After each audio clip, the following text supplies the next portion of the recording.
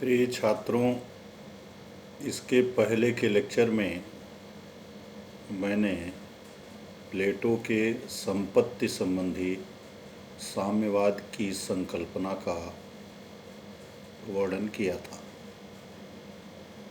आज मैं प्लेटो के नारी साम्यवाद की अवधारणा का विश्लेषण करूँगा।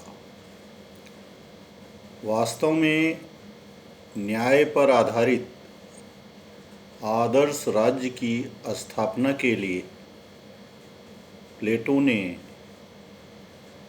जहाँ एक ओर संरक्षक वर्ग के लिए संपत्ति के साम्यवाद का विचार प्रस्तुत किया था, वहीं दूसरी ओर नारी साम्यवाद का विचार भी प्रतिपादित किया था। रिपब्लिक के 5वें खंड में नारी साम्यवाद का विशद रूप से वर्णन प्लेटो ने किया है। प्लेटो ने अपने आदर्श राज्य में संरक्षक वर्ग के सांसारिक बुराइयों एवं प्रलोभनों से बचाने के लिए उन्हें न केवल संपत्ति के अर्जन अपितु पारिवारिक सुख से भी वंचित रखने का विचार प्रस्तुत किया था। अरस्तु का यह कथन सत्य नहीं है कि प्लेटो से पूर्व किसी ने नारी साम्यवाद के विचार की मीमांसा नहीं की थी। वास्तव में हेरोडोटस ने लिखा है कि एगार्थ्रीसियन अपनी स्त्रियों को भाईचारा के लिए सामूहिक रूप से रखते थे। महाभारत में पांडव इसके उदाहरण हैं। अतः प्लेटो के पूर्व सैद्धांतिक और व्यवहारिक दोनों ही रूपों में नारी साम्यवाद का विचार किसी न किसी तरह से प्रचलित था। प्लेटो प्रथम दार्शनिक था जिसने स्त्रियों की गणना पुरुषों की श्रेणी में किया तथा स्त्रियों के को परिवार के स्तर से ऊपर लाकर राज्य के विस्तृत क्षेत्र में लाने का प्रयत्न किया। प्लेटो का यह विचार था कि परिवार सभी स्वार्थों की जड़ है और पारिवारिक मोह एवं राज्य भक्ति में शत्रुता का संबंध होता है। प्लेटो का मत था कि घरों की दीवारों से बाहर निकल करके स्त्रियों को खुली वायु में संचरण करने का अवसर देना चाहिए। प्लेटो के नारी साम्यवाद की संकल्पना नारी मुक्ति की भी अवधारणा है। एथेंस के समाज में पुरुषों का आधिपत्य था। प्लेटो ने इस बात पर बल दिया कि स्त्रियों को राजनीतिक अधिकार पुरुषों के समान प्राप्त होने चाहिए। प्लेटो के शब्दों में लिंग के अतिरिक्त पुरुष स्त्री में कोई भी भेद नहीं होता। प्लेटो का यह मत था कि यद्यपि पुरुष और नारी समान कार्य करते हैं, फिर भी पुरुष सशक्त और नारी निर्बल होती है। प्लेटो ने इस बात को माना कि बल की दृष्टि से, शक्ति की दृष्टि से भले ही कुछ अंतर पुरुष और स्त्री के बीच पाए जाते हों, लेकिन योग्यता की दृष्टि से पुरुष और स्त्री के बीच किसी भी प्रकार का अंतर नहीं होता। उसने संरक्षकों की तुलना पहरेदारी करने वाले कुत्तों से की है। जैसे कुत्ते और कुतिया दोनों अपने कर्तव्य का समान रूप से निर्वहन करते हैं, उसमें किसी भी प्रकार का अंतर नहीं होता और किसी भी प्रकार का उससे फर्क नहीं पड़ता है। तो इसी तरह प्लेटो का यह मत था कि स्त्री और पुरुष के बीच में जहाँ तक राज्य के कार्यों का संबंध है उसमें किसी भी प्रकार का अंतर नहीं होता। प्लेटो ने विवाह के संदर्भ में एक अलग अवधारणा का प्रतिपादन किया। प्लेटो का यह मत था कि विवाह का तात्पर्य पति पत्नी का पुत्र की आकांक्षा के लिए मिलन मात्र था। उसके अनुसार विवाह पवित्र बंधन नहीं था, वह व्यक्तिगत परिवार के स्थान पर राज्य परिवार का विकास करना चाहता था।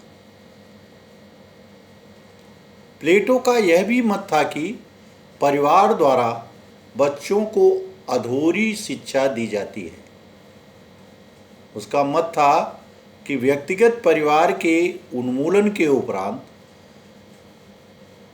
राज्य द्वारा सभी को उत्तम और निःशुल्क शिक्षा प्रदान की जाएगी। प्लेटो ने राज्य परिवार का विशद रूप से वर्णन किया है। प्लेटो का यह मत था कि राज्य परिवार में संरक्षक वर्ग की नारी किसी पुरुष की निजी पत्नी नहीं रहेगी, अपितु राज्य के संरक्षक वर्ग की सभी स्त्रियां संरक्षक वर्ग के सभी पुरुषों की समान रूप से पत्नियां होंगी। बच्चों पर सबका समान अधिकार होगा, उनके लिए सामूहिक निवास एवं सामूहिक भोजन की व्यवस्था होगी। प्लेटो का यह विचार था कि स्त्री पुरुष का सहवास कुछ विशेष अवसरों पर होगा। वास्तव में प्लेटो ने परिवार की सीमा को राज्य परिवार की सीमा में मिला दिया। वह व्यक्तिगत परिवार के स्थान पर राज्य परिवार की स्थापना पर बल देता है। प्लेटो का उद्देश्य उत्तम संतान की प्राप्ति से था। इस दृष्टि से माने उत्तम संतान की प्राप्ति की दृष्टि से प्लेटो ने स्त्री और पुरुष के उम्र का निर्धारण किया है। प्लेटो का यह विचार था कि स्त्रियां 20 वर्ष की उम्र से 40 वर्ष की उम्र तक तथा पुरुष 25 वर्ष की उम्र से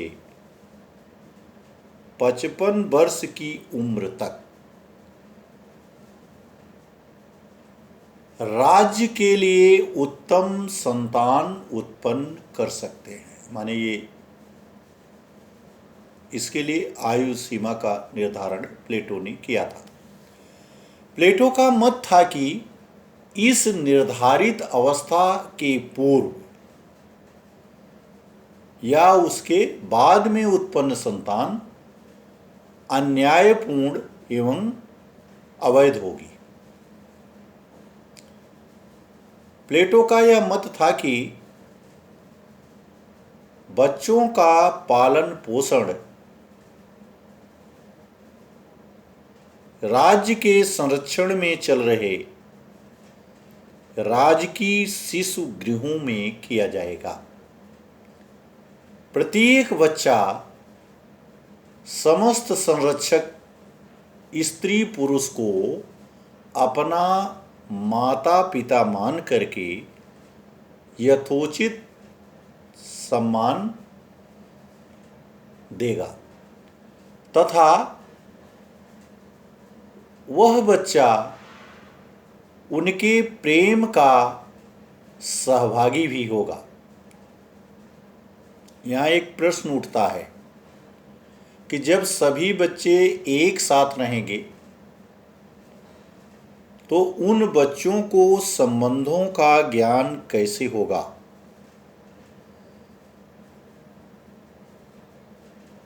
इस दृष्टि से प्लेटो का मत है कि पुरुष वर बनने के उपरांत 7वें मास से लेकर 10वें मास तक के मध्य उत्पन्न हुए बच्चों को पुरुष होने पर पुत्र तथा स्त्री होने पर पुत्री के रूप में संबोधित करेगा तथा वे संतानें उसे पिता कहेंगी। प्लेटो ने राज्य परिवार में नारी साम्यवाद की जिस संकल्पना का प्रतिपादन किया उसकी कई विशेषताएं हैं। या हम कह सकते हैं कि राज्य परिवार में नारी साम्यवाद की योजना को लागू करने से कई प्रकार के लाभ होंगे, ऐसा प्लेटो का विचार था। प्लेटो का यह मत था कि परिवार व्यक्तिगत स्वार्थ की जड़ है और नारी साम्यवाद की योजना लागू होने से व्यक्तिगत स्वार्थ समाप्त हो जाएगा और जब व्यक्तिगत स्वार्थ समाप्त हो जाएगा तो ऐसी स्थिति में संरक्षक वर्ग निष्पक्षता पूर्वक अपने कर्तव्यों का ईमानदारी से निर्वहन करेगा। दूसरी बात यह थी कि स्त्रियों को निजी परिवार से मुक्ति मिल जाएगी। माने जो स्त्रियां केवल परिवार के ही दायरे में सीमित रह जाती थी, उनकी प्रतिभा और क्षमता जो है वो परिवार की लक्ष्मण रेखा तक ही सीमित रह जाती थी। प्लेटो का यह मत था कि स्त्रियों को निजी स्वार्थ से मुक्ति मिलने पर वे अपना संपूर्ण समय राज्य के शासन में देंगी। तीसरी बात यह है राजनीतिक अधिकारों एवं कर्तव्यों का पालन स्त्रियां पुरुषों के समान करेंगी। प्लेटो का यह मत था कि बच्चे राजकीय शिशु गृहों में रहेंगे तथा उन बच्चों को राज्य के द्वारा शिक्षा प्रदान की जाएगी, या माने उनके शिक्षा के लिए राज्य उचित प्रकार से प्रबंध, अर्थात राज्य बच्चों की शिक्षा की यथोचित व्यवस्था सुनिश्चित करेगा। प्लेटो का यह भी मत था कि जब राज्य में उत्तम संतानें उत्पन्न होंगी तो इससे मानव जाति के नस्ल में भी सुधार होगा। और जो सबसे महत्वपूर्ण बात थी कि संपूर्ण राज्य अपना प्रतीक होगा, माने लोगों में नेशनलिज्म, राष्ट्रभक्ति और राष्ट्र प्रेम की भावना का अंकुरण होगा। प्लेटो ने जिस नारी साम्यवाद के विचार का प्रतिपादन किया था उसकी कई दृष्टियों से आलोचना की गई है, और प्लेटो के इस साम्यवाद की संकल्पना की आलोचना उसके शिष्य अरस्तु के द्वारा भी की गई है। प्लेटो के नारी साम्यवाद की विचारधारा का विश्लेषण करते हुए अरस्तु ने यह मत व्यक्त किया था कि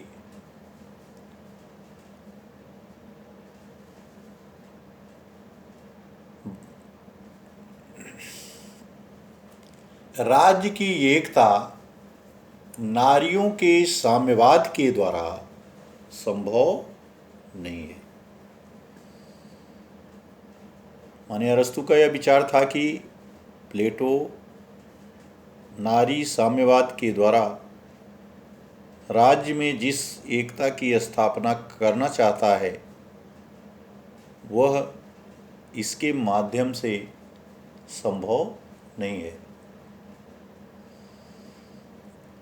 अरस्तु का यह विचार था कि राज्य कभी भी एक विशाल परिवार का स्वरूप नहीं ग्रहण कर सकता,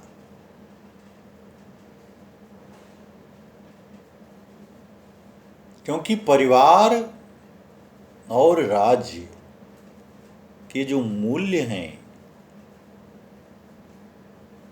वे एक दूसरे से अलग हैं। इसलिए परिवार और राज्य कभी भी एक नहीं हो सकते, उनमें कुछ न कुछ अंतर अवश्य रहेगा। अरस्तु ने प्लेटो के नारी साम्यवाद की आलोचना करते हुए जो दूसरा मत व्यक्त किया था वह यह था कि प्लेटो का नारी साम्यवाद राज्य में कलह और ईर्ष्या की भावना जागृत करेगा, ऐसा अरस्तु का विचार था। इससे एकता नहीं होगी, संघर्ष का अंत नहीं होगा, बल्कि लोगों में और अधिक जो है संघर्ष की भावना जागृत होगी।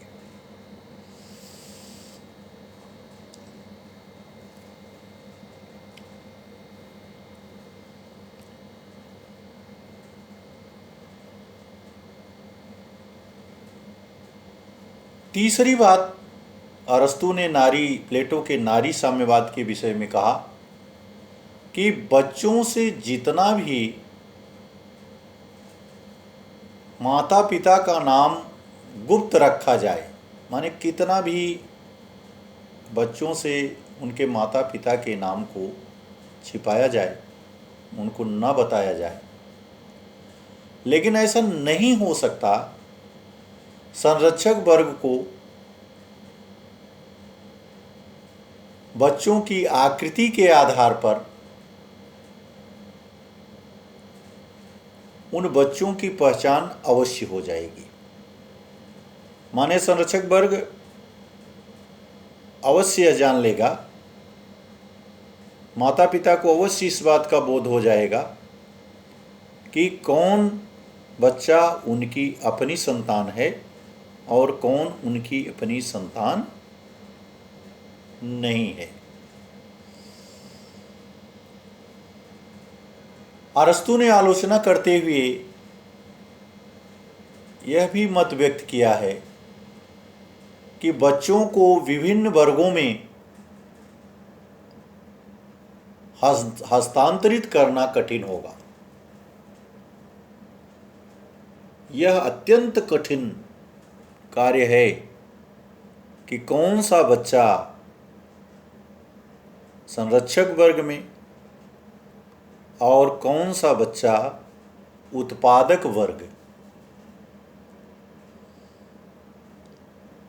में रखा जाएगा, और उसका मापदंड क्या होगा। माने ये निर्धारण करना अरस्तु के अनुसार अत्यंत कठिन है।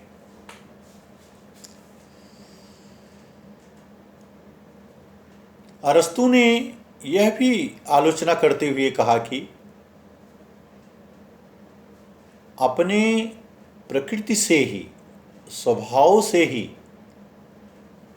नारी पारिवारिक जीवन का केंद्र बिंदु होती है। माने स्त्री स्वभाव से ही परिवार के लिए बनी हुई है। अतः नारी साम्यवाद का विचार उसकी स्वाभाविक प्रकृति के विपरीत है।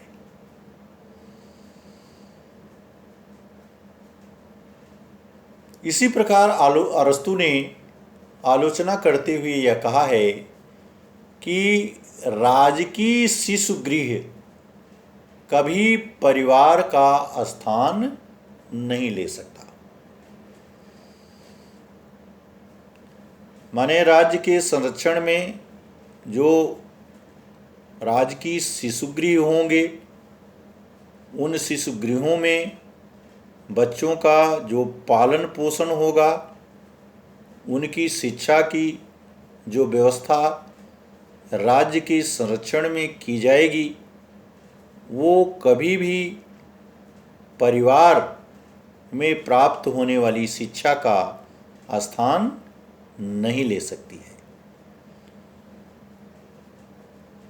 अरस्तु का यह विचार था कि परिवार नागरिकता की प्रथम पाठशाला है। माने बच्चा परिवार में अपने माँ और पिता के गोद में बैठ करके शिक्षा ग्रहण करता है। तो जो शिक्षा उसको परिवार में प्राप्त होती है, वो शिक्षा राज्य के नियंत्रण में चलने वाले जो राजकीय शिशुगृह होंगे उसमें नहीं प्राप्त हो सकती।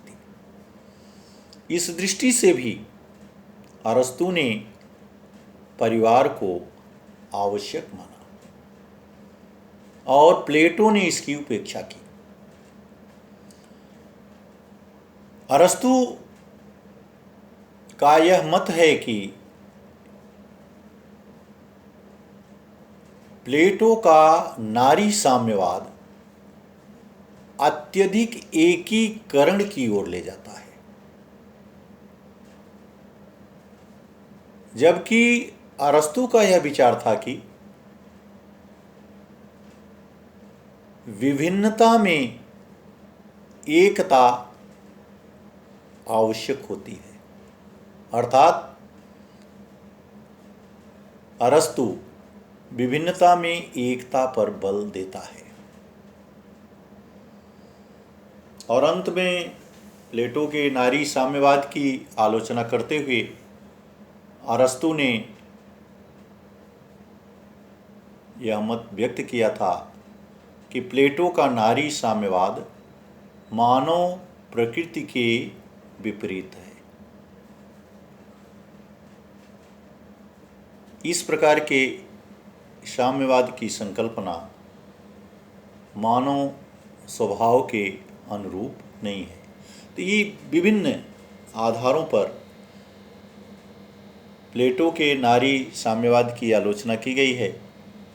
और इस आलोचना में जो सबसे महत्वपूर्ण विचार था या सबसे महत्वपूर्ण आलोचक जो था या जो महत्वपूर्ण आलोचना है वह अरस्तु की मानी जाती है। किंतु वास्तविकता ये है कि किसी भी रूप में प्लेटो के साम्यवाद के विचार की आलोचना की जाए, परंतु प्लेटो ने जिस नारी साम्यवाद की संकल्पना पर बल दिया था, उसकी दृष्टि में उसका 3 बहुत ही महत्वपूर्ण तत्व है।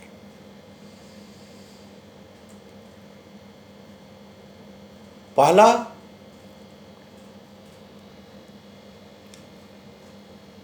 नारी साम्यवाद के पीछे प्लेटो का जो मुख्य उद्देश्य था वह उत्तम संतान की अभिलाषा थी।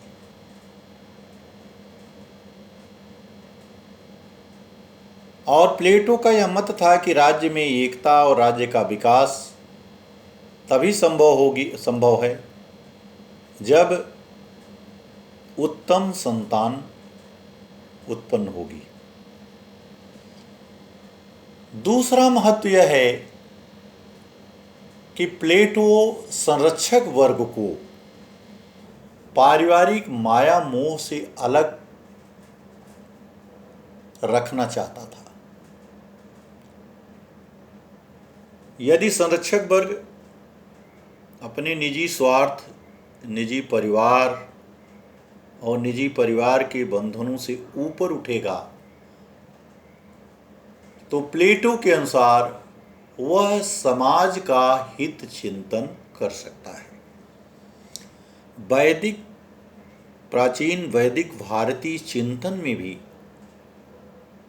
राजा के लिए यह कहा गया था कि राजा को अपने स्वार्थ के लिए नहीं बल्कि उसे प्रजा के कल्याण के लिए कार्य करना चाहिए और राजा को निष्पक्ष होना चाहिए। प्लेटो ने भी ये माना कि अगर संरक्षक वर्ग पारिवारिक मोह से ऊपर उठेगा तो वो समाज के प्रति अपने कर्तव्य का और अच्छे तरीके से ईमानदारी से निर्वहन कर सकता है। और तीसरा महत्व नारी साम्यवाद के पीछे या तीसरा उद्देश्य प्लेटो का नारी साम्यवाद के पीछे यह था कि प्लेटो राज्य में पूर्ण एकता की स्थापना करना चाहता था। ऐसा नहीं है कि राज्य के अंदर संघर्ष हो और राज्य की एकता और अखंडता छिन्न भिन्न हो।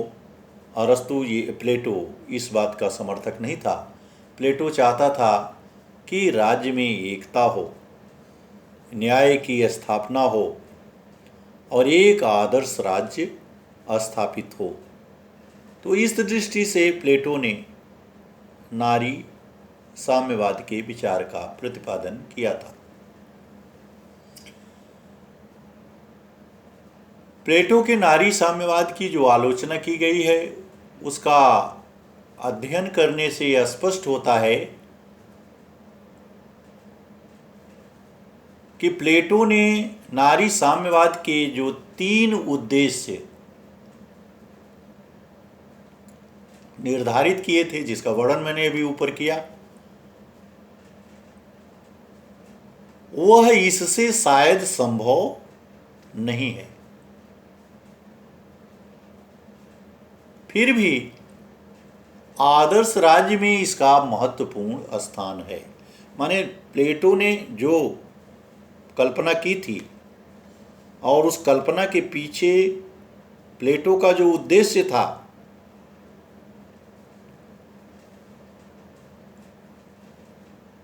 वह शायद संभव न हो सके, लेकिन आदर्श राज्य में इसके महत्व को हम अस्वीकार नहीं कर सकते। जैसा कि H.G. वेल्स ने अपनी पुस्तक a short history of the world में लिखा है कि सैद्धांतिक दृष्टिकोण से नारी साम्यवाद पूर्ण एवं आदर्श है,